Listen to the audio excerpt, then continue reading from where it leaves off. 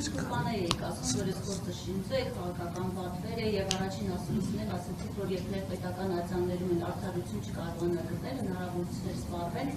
միջազգային արձաններ եք դնելու, հասկանալավոր փուլում է լինելու եւ ինչ ազդեցություն ունենա այս ամենի վրա։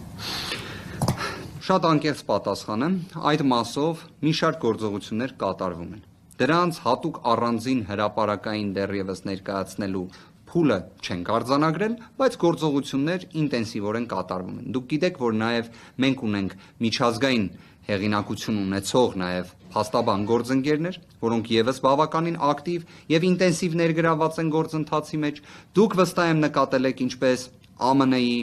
Անգլիայի, Ֆրանսիայի եւ մի շարք այլ երկրների իսկապես հեղինակություն վայելող անձինք, այդ թվում իրավաբան փաստաբաններ, խոսել են Սամվել Կարապետյանի գործի մասին, խոսում են Սամվել Կարապետյանի գործի մասին, ներկայացնելով այն գրեթե նույն ձևակերպումներով, ինչպես մենք ենք ներկայացնում։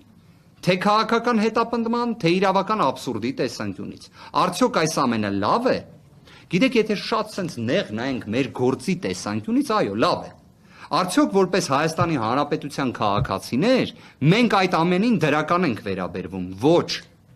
որովհետև սկսած այսպիսի աբսուրդային գործերից, ավարտված, այսինքն մի կողմից կալանքը, մի կողմից սեփականազրկումը հեծի տեսանկյունից, ու այդ ամեննչի պայմաններում դրա միջազգային լայն հասանելիությունը ու տարբեր արձագանքները, դրանից ինչ ենք շահում։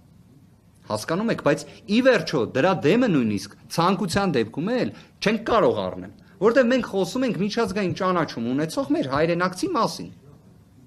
ով բնականաբար նաև ձեռնարկատիրական գործունեություն իրականացրել է նույն եվրոպական երկրներում եւս, եւ այնտեղի պատկերացրեք հնարավոր ներդրողները նայում են, թե ինչ է կատարվում Հայաստանի Հանրապետությունում։ Օրինակ, այս ամենի պայմաններում մենք ոնց ենք օտար երկրան ներդրումների ցուցանիշները Հայաստանում բարելավելու։ Եթե մենք մեր հայրենակցին, ով որ նման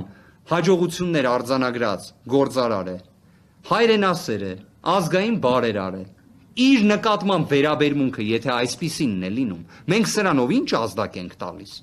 Բայց ամենակարևորը որն է։ Չնայած այս ամենին, եւս մեկ անգամ եմ սա ուզում նշել։ Սամվել Կարապետյանը 2025 թվականի հունիսի 17-ից հստակ գիտակցել է, որ թե իր նկատմամբ քաղաքական հետապնդումը ինչպես է լինելու, այսպես կալանքով, իրավունքների խախտումներով եւ այլն, եւ պատվով այդ ամենը կրել է։ Եվ մինչ օրս էլ կրում է։ Այո։